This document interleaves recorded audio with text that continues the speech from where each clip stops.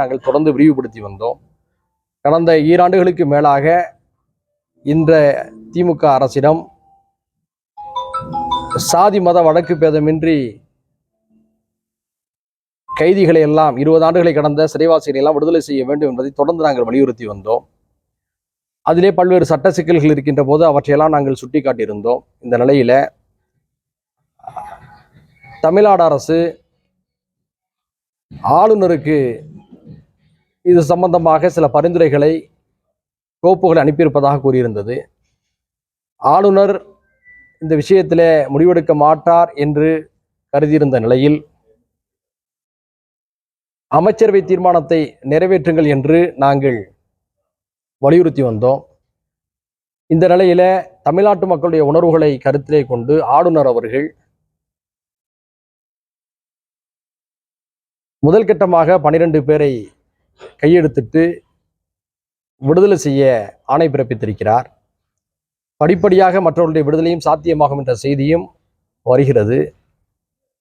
இந்த விவகாரத்தில் முன்முயற்சியில் எடுத்த தமிழக முதல்வர் மாண்புமிகு அண்ணன் ஸ்டாலின் அவர்களுக்கும், இந்த விவகாரத்தை கடந்த சட்டமன்றத்தில் கவன ஈர்ப்பு தீர்மானமாக கொண்டு வந்த எதிர்க்கட்சி தலைவர் மாண்புமிகு அண்ணன் எடப்பாடி பழனிசாமி அவர்களுக்கும், இந்த கோப்பிலே கையெழுத்திட்ட மேதகு ஆளுநர் திரு ஆர்.எம். ரவி அவர்களுக்கும் மனிதநேய ஜனநாயக கட்சியின் சார்பிலே உங்களுடைய நெஞ்சார்ந்த நன்றிகளை தெரிவித்துக் கொள்கிறோம். இந்த கோரிக்கைக்காக சட்டமன்றத்தில் கவன ஈர்ப்பு தீர்மானத்தின் மீது ஆதரித்து பேசிய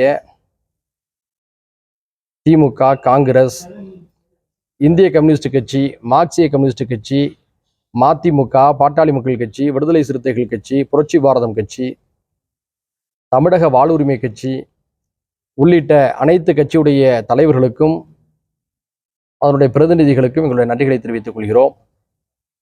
இது மட்டுமின்றி இன்னொரு செய்தியும் நான் ஓசூரில் அருமைக்குரிய பத்திரிகை நண்பர்கள் மூலமாக தமிழக அரசுடைய கவனத்துக்கு, ஒன்றிய அரசுடைய கவனத்துக்கு ஒரு செய்தியை நான் சொல்லிக்கொள்ள விரும்புகின்றேன். பேரறிவாளன் ரவிச்சந்திரன் உள்ளிட்ட 7 பேருடைய விடுதலைக்காக நாங்கள் எல்லாம் பாடுபட்டதை நாங்கள் சொல்லியிருந்தோம். அவர்கள் உச்சநீதிமன்றத்துக்கு சென்று சட்ட போராட்டத்தை நடத்தி விடுதலை பெற்றிருக்கிறார்கள்.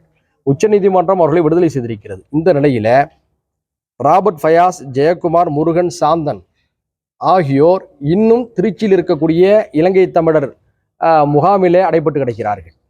இதுல சாந்தன் அவர்கள் தன்னுடைய சொந்த நாட்டு இலங்கைக்கு செல்ல விரும்புகின்றார்.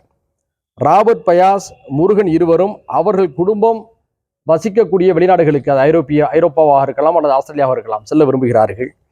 ஜெயக்குமாருடைய குடும்பம் சென்னையில் தான் இருக்கிறது. அவர் தன் குடும்பத்தோடு இணைந்து வாட விரும்புகிறார். உச்சநீதிமன்றம் அவர்களை விடுதலை செஞ்சிருச்சு. அதன் பிறகு எதுக்கு அந்த முகாம் நம்ம அடைச்சி வச்சிருக்கணும்? அது இன்னொரு சிறை போல தானே. எனவே ஒன்றிய அரசும் தமிழக அரசும் இது சார்ந்த அதிகாரிகளும் இது சம்பந்தமாக மனிதாபிமானத்தோடு பரிசீலித்து அவர்கள் விரும்பக்கூடிய நாடுகளுக்கு செல்ல உதவ வேண்டும். தங்கள் குடும்பத்தினரோடு நிம்மதியாக வசிக்க உதவி செய்ய வேண்டும். ராபர்ட் ஃபயாஸ் அவர்கள் 7 நாட்கள் இது சம்பந்தமாக உண்ணாவிரதம் இருந்திருக்கிறார். அதிகாரிகள் பேச்சுவார்த்தை நடத்தியிருக்கிறார்கள். இவற்றையெல்லாம் செய்து தருவதாக அவரும் கூறியிருக்கிறார். அதிகாரிகள் கூறியிருக்கிறார்கள். உடனடியாக செயல்படுத்தி தர வேண்டும் என்று ஒன்றிய மாநில அரசுகளை இந்த நேரத்தில் வலியுறுத்தி கேட்டுக்கொள்கிறோம்.